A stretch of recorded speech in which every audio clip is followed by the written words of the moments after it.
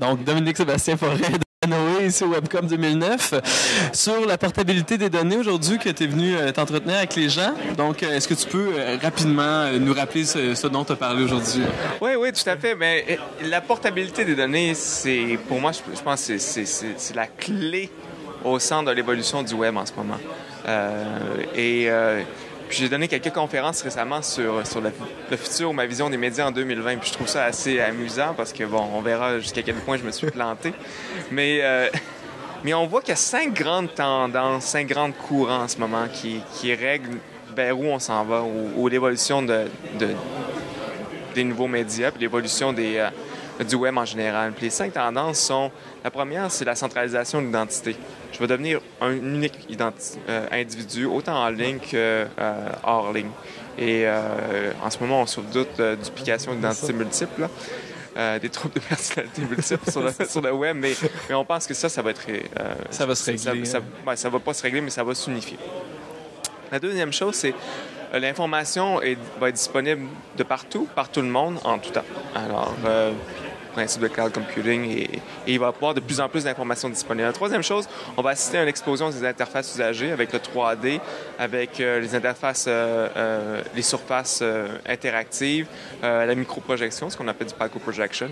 Le quatrième, c'est que tout va être connecté, puis tout le monde va être connecté en tout temps. Puis le cinquième, c'est l'évolution des marchés. Alors, globalisation des marchés, segmentation, législation, puis besoin d'hyperlocalisation. Ces 5 éléments-là, la clé de leur interaction, de leur évolution, c'est la portabilité et puis l'échange de données. Et la vie d'un individu va devenir la suivante. Quand je vais me lever le matin, tout va se mettre à interagir autour de moi, dans ma voiture, avec mon frigo. Et puis, je vais devenir dans un environnement immersif de contenu, de publicité, de produits qui va être targeté behavioral en fonction de mes préférences, de ce que je cherche. Le concept d'éditorial va changer pour les compagnies médias. Les éditeurs vont se mettre à régler ou associer des règles d'affaires en fonction des groupes de consommateurs et des groupes d'individus. Et ce qui va faire qu'on va avoir cet échange fluide-là, c'est que les protocoles d'échange d'informations vont être annexés, puis vont être mis en place entre les services, parce que la propriété d'un service et être opéré en silo, ça peut plus exister. Maintenant, il faut que je sois capable de jaser, d'interagir avec les autres services, les autres environnements, qui est autour de moi et qui interagissent. Les modèles d'affaires, moi, ils vont être multiples. Il n'y a pas un modèle d'affaires. Quand les gens me demandent comment je fais de l'argent, il n'y a pas une réponse à ça. Ce que je pense, en fait, il va y avoir une segmentation, une diversification des modèles de revenus puis des sources de revenus. Beaucoup plus importante qu'en ce moment. Et je peux plus penser à ce que la publicité, c'est ma seule source de revenus si j'ai un service YZ, ou que il faut que je pense à un mix média de sources de revenus.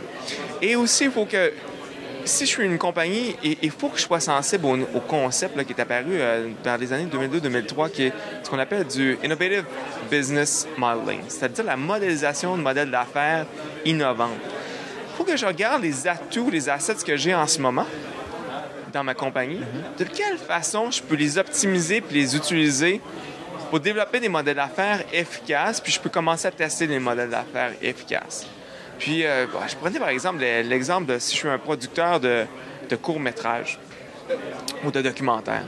Bien, si je suis un producteur de documentaires, mon prochain, ou un producteur de contenu vidéo, mais prenons le documentaire, avant, j'avais des fonds de financement, j'avais des gens qui peut-être un distributeur ou un broadcaster qui me payait pour mon télémétrage, puis ça finissait là. Dans un modèle qui évolue, il faut que je pense à ma production de contenu comme une business. Et une business, ça a 3 choses. C'est premièrement une équipe qui conçoit le produit, de recherche et développement, de production, ou si je fais de la gomme, de recherche et développement. Qui sont des concepteurs. J'ai une équipe qui manufacture le produit. Puis, j'ai une équipe qui distribue le produit. Ça existe déjà. Mais j'ai une équipe qui fait la mise en marché. Et les producteurs vidéo, pour prendre cet exemple-là, on pense qu'il y a si je fais de la gomme, là, j'ai quelqu'un qui pense quelle va être ma stratégie de mise en marché, quel consommateur je vais aller, d'où vont venir mes sources de revenus, de quelle façon je vais commercialiser mon produit. Moi, je dis, si je suis un consommateur de vidéo, entre autres, quelqu'un qui produit du film, il faut que je m'engage un directeur des ventes. Il faut que je m'engage un stratégiste. Il faut que ma stratégie de monétisation elle devienne diversifiée. Il faut que je pense outside of the box. Mais c'est ça, hein, c'est ce que je retiens beaucoup de ce que tu expliques, c'est que maintenant, on pense vraiment à straight down, bottom up, puis bon, c'est comme ça que ça fonctionne. Là, il faut diversifier ses sources de revenus, mais quelles peuvent-elles être? T'sais, parce que là, tu te dis, bon, je peux plus penser que juste la publicité peut me payer, mais c'est quoi les autres opportunités? Je vais t'en donner un exemple, par exemple.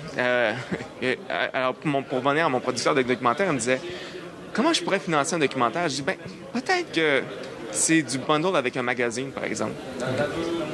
Et tout d'un coup, ce que tu vas produire, je sais pas, c'est un documentaire pour les phoques, là, puis avec National Geographic. Mais c'est peut-être National Geographic que tu approches. Puis tu l'approches pas pour lui dire « J'aimerais que tu sois un commanditaire ou un annonceur à l'intérieur ». Tu lui dis « Moi, je vais te produire une série de 5 vidéos qu'on va inclure avec la vente de tes magazines. » Et tout d'un coup, cette valeur ajoutée-là, je vais te fournir une valeur ajoutée pour tes magazines qui est intéressante parce qu'elle a X, Y, Z. Puis tout d'un coup, je deviens un partenaire d'affaires avec un médium, mais mon revenu, c'est l'augmentation des ventes du magazine. C'est pas la publicité. C'est l'augmentation de la distribution du magazine. Là, alors, l'équation mathématique a bien changé. Oui, puis c'est aussi, j'ai l'impression qu'on passe d'un environnement où c'est beaucoup clients, consommateurs, employeurs, employés, à peut-être plus un environnement où c'est plusieurs partenaires qui font affaire ensemble pour sortir un produit. Est-ce que je me trompe? Tout à fait. Puis, les deals de partenariat vont devenir intégrés. Tu sais, bon, ça a déjà commencé. Tu sais, quand on parle de films, maintenant, les produits dérivés, c'est pas juste ou de l'émission de télé. Maintenant, on pense plus juste aux revenus publicitaires associés. On pense déjà aux produits dérivés, aux jeux qu'on va sortir, à la syndication du contenu, mais on peut aller encore plus loin que ça. Souvent. Là, on parle beaucoup de la production vidéo, mais c'est la même chose pour d'autres produits associés au web, puis d'autres services associés au web, tu sais, et puis d'autres plateformes. Là, il faut avoir une mentalité de modélisation innovante. Et puis penser outside the box, puis penser que les modèles traditionnels, c'est pas une finalité. Ça vaut le coup d'essayer des nouvelles choses.